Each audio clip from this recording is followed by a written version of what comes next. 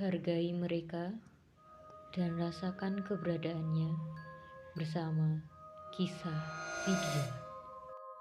Kembali lagi di cerita singkat horor kisah Sidia. Di pertemuan kali ini aku sudah bersama Dika, seseorang yang dimana kalau kerasukan dia selalu melarikan diri dan sulit ditemukan. Hai Dika. Halo Mbak. Halo, apa kabar? Baik, sehat ya?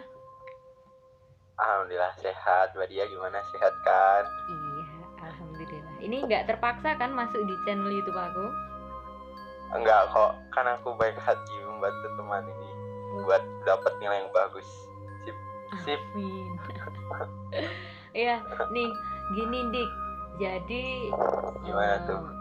tentang cerita-cerita horor dah nggak asing lagi berarti kalau di Dika ya. Dimana Iya setiap dong. harinya selalu bersama mereka. Dika sendiri cara menyikapi dengan kedatangan mereka yang tiba-tiba itu gimana, Dik? Kalau dulu waktu masih kecil sih takut ya, tapi kalau sekarang ya udah biasa, kayak ya udah cuma mungkin 3S, senyum, sapa, salam ya ke mereka, jadi mereka juga baik ke kita gitu sih. Udah diambil santai aja kalau sekarang. Oke. Jadi selama masa pandemi ini apakah masih sering kerasukan?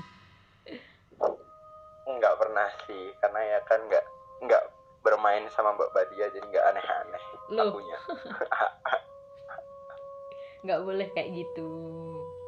Oh iya, oke, nanti pada tahu ya. Nggak. Gini nih, dari segala macam bentuk cerita dan kisah, ada pasti satu cerita yang paling epic di kehidupan Dika. Apa? Bisa dong diceritain buat kita nih. Ada nih, ada banyak cerita sih sebenarnya, Yang tapi paling kayak epic lah. paling epic, menurutku ini paling epic sih. Jadi gini guys, pertama aku mau ceritain dulu. Jadi di rumahku itu dulunya itu kayak gimana ya, simpang siur sih tentang rumahku dulu itu gimana. Kayak dulunya yang bekas pabrik di zaman Belanda atau gimana, terus ada yang katanya pembunuhan, pemerkosaan segala macem lah, pokoknya simpang siur di rumahku tuh gimana dulunya. Terus baru ya aku kelas 11 kemarin sih, waktu awal-awal pandemi itu, kan aku pulang agak malam tuh, pulang main tuh jam berapa ya, sekitar jam 2 lah mungkin, atau jam setengah 2 lah, pulang jam segitu baru pulang main. Terus itu baru aku dari awal aku mau masukin motor ke garasi itu udah ada gangguan guys. Jadi kayak kan rumah tingkat tuh, terus yang di atas kan ada balkon gitu buat duduk-duduk. Nah itu waktu aku mau masukin motor tuh ada yang pertama sih cuma kayak ada suara manggil le kalau di bahasa Indonesia ini ya, kayak nak gitu ya. Terus aku nengok ke atas belum ada nggak ada apa-apa. Terus waktu aku baru ngidupin motor mau masukin garasi, aku dilempar kayak daun-daunan gitu dari atas. Tapi kan kalau di nalar ya guys, kalau daun itu kan kalau terbang pasti juga pelan gitu ya. Tapi ini banter banget, sampai kencang banget sampai kena badan aku, dan akunya langsung refleks nengok ke atas. Dan akhirnya aku itu lihat kayak kakek-kakek gitu kan. Kayak kakek, dia pakai baju lurik gitu yang garis-garis, terus bawahnya pakai celana hitam kayak celana pencak silat itulah, teman-teman tahu. Terus atasnya pakai belangkon, rambutnya panjang kriwil ke bawah gitu. Terus dia cuma ngeliatin aku doang tuh kan, dia cuma berdiri ngeliatin doang. Terus udah akunya kayak oh ya udah biasa gitu kan. Aku masukin motor ke garasi, udah habis itu aku udah masuk ke rumah, aku tiduran di depan TV gitu kan. Terus aku tiduran depan TV, sebelah kanan aku tuh ada tangga gitulah, ada tangga. Nah waktu aku main HP aku tuh lihat sekelibat di tangga tuh kok ada yang lewat gitu kan. Terus aku udah kayak yang ya udah itu emang udah biasalah terjadi, hari-hari aku emang kayak gitu. Tapi ini kok agak beda, kayak agak banyak gitu kan yang lewat. Terus udah aku diemin sampai ya mungkin 10-12 menitan, kok makin merasa terganggu gitu kan, gara-gara yang mereka nggak cuma lewat doang, tapi udah mulai munculin suara dan mulai kayak menarik energi aku juga. Jadi akunya juga pusing lemes gitu kan. Akhirnya aku beraniin ngedeket ke dia, aku naik ke tangga. Terus ya udah akhirnya aku lihat apa ya, kalau dibilang sundel bolong bukan ya, lebih ke kuntilanak sih, gara-gara dianya dua-duanya, satu itu gendong, yang tangan kanan tuh gendong anaknya masih kecil, yang di tangan kanan tuh masih sekitar mungkin 4 bulan 5 bulanan, masih kecil banget. Terus ada yang digendong di belakang itu pakai tangan kiri kan, itu udah gede itu, mungkin sekitar 2,5 tahunan lah. Terus udah gede. Terus dia bilang, waktu aku ngedeketin, dia bilang kayak, "Mas, tolongin dong anak saya ini, apa ya, minta di urusin sama saya anaknya, gara-gara dia sebenarnya Mbak Kuntinya itu udah mau pulang pergi gitulah, udah mau, dianya pengen tenang, tapi gara-gara masih punya tanggungan anak ini, jadi dia nggak balik-balik gitu kan, nggak balik-balik ke tempat yang seharusnya." Terus dari situ aku ngobrol kayak, ya udah Mbak, nggak apa-apa, asalkan nggak ada permintaan macem-macem lah dari anaknya yang mengharuskan saya buat, ya kalau tahu kan kita, kalau setan biasanya minta darah, sajen segala macem, ribet gitu kan. Terus akhirnya mbaknya nggak mau, karena emang anaknya itu suka minta yang kayak makan burung lah, makan hati hewan segala macem, jadi susah kan. Terus akunya nggak mau. Terus udah, dianya kayaknya marah sih sama aku, mbaknya itu. Sudah kan, karena udah malam juga, itu hampir jam 2:30 mungkin ya, hampir jam 2:30, akhirnya aku masuk ke kamar kan, kamar di atas ini masih berurutan lagi nih, masih dalam satu hari.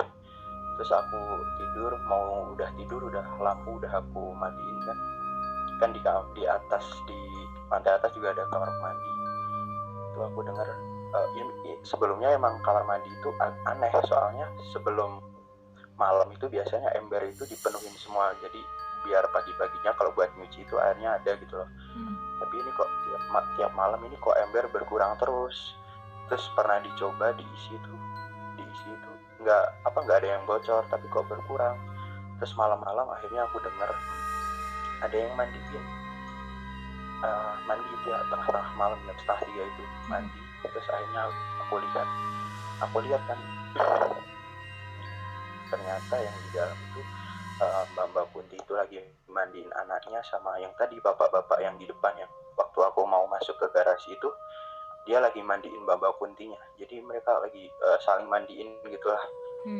Tapi airnya nggak air putih, air bening kayak air yang biasa kita mandi, kayak airnya kayak darah, tapi lebih kental, lebih merah gitulah. Terus baunya amis banget.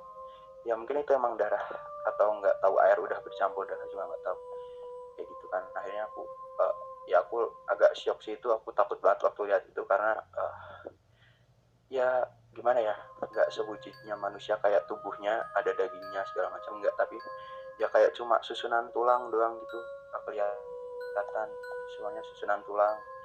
Terus mukanya kayak gitu, ya susunan tulang lah, bener-bener yang cuma susunan tulang. Terus ya aduh, pokoknya semenakutkan itu bentuknya, yang mbaknya sih, terutama yang mbaknya menakutkan banget. Terus udah,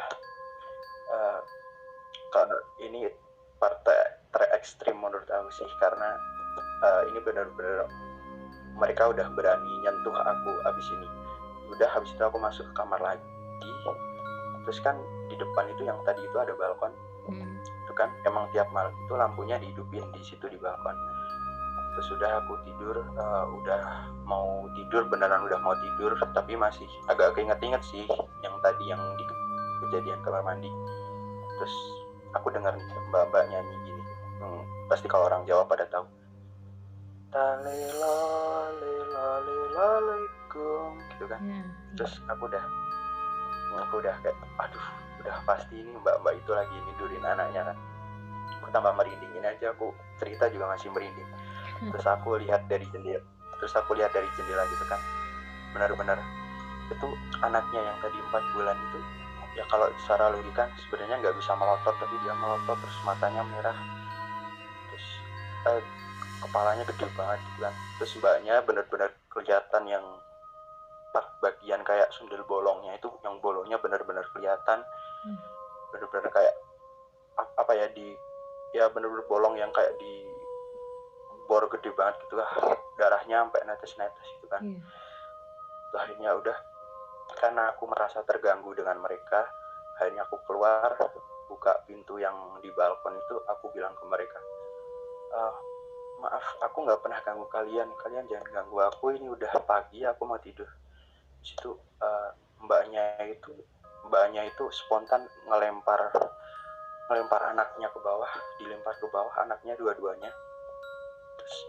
Terus dia ngedorong aku, kan aku posisi udah balik, habis aku ngebentak mereka itu aku udah balik, kayak udahlah masa bodoh, aku balik masuk mau ke kamar lagi kan, ada lorong gitu kan di rumah aku, yang di atas ada lorong, itu aku benar-benar ditarik bagian belakang aku, bagian leher sini ditarik, bajunya ditarik gini, sudah mau dicekek, akunya aku sikut dianya, mbaknya gitu. Tapi ini benar-benar kerasa kalau ini kayak emang dia manusia. Kalau waktu aku sikut ini kayak benar-benar aku ikut manusia, benar-benar dia berwujud. Berarti secara fisik kerasa gitu ya? Ya kerasa, nggak kayak yang tembus gitu, nggak. Tapi emang benar-benar mental gitu, tangan aku mental itu keras banget. Kalau itu keras banget, benar-benar kayak kayu balok gitu, keras banget. Sayangnya aku dilempar ke ujung sana, mungkin ada kalau aku terlempar 4-5 meteran ada. Terus benar-benar habis itu dia berubah. Waktu aku lemas banget kan, dilempar lemas banget, dia berubah jadi gede banget. Terus tambah lagi ada bapak-bapak yang satu itu udah bawa keris, kayak udah siap membunuh aku gitulah, sedang siap membunuh aku. Terus akhirnya aku baca-baca mantra segala macam, terus aku lari ke kamar mandi kan. Aku ke kamar mandi, aku itu embernya emang masih darah gitulah, emang masih penuh darah kan, yang bekas mereka tadi mandi. Aku ambil satu gayung gitu kan, bekas mereka mandi. Aku lari ke lorong rumah lagi. Aku siram mereka pakai air itu. Akhirnya mereka kayak hancur lebur gitulah, sambil aku baca-bacain, sambil aku siram, mereka hancur lebur gitu. Hancur kayak benar-benar jadi benih-benih kayak abu-abu gitu, abu bertebaran di lantai gitu. Tapi anaknya yang tadi dilempar itu datang lagi, terus dia minta tolong aku segala macam buat ya dibalikin ke alam yang semestinya kan. Mereka juga karena kayaknya anak dari hasil nggak benar gitulah. Akhirnya aku coba bantu mereka, baca-bacain segala macam dan minta tolong. Adalah yang ikut aku ikut minta tolong sama yang jagain aku buat balikin ini berdua anak-anak. Akhirnya udah balik. Itu sih termengerikan yang pernah aku alami, karena benar-benar aku kontak fisik sama mereka, dan itu terjadi satu malam. Itu Mbak Dia. Oke, tapi kalau semisal aku nih minta buat part selanjutnya tentang cerita kamu yang kerasukan, masih mau kan? Masih mau kok. Soalnya boleh. emang ada kayak gangguan, jadi nggak bisa nih kalau dilanjut di part ini. Oke? Nggak apa-apa. Kita langsung besok lagi. Lanjut ke part yang selanjutnya ya.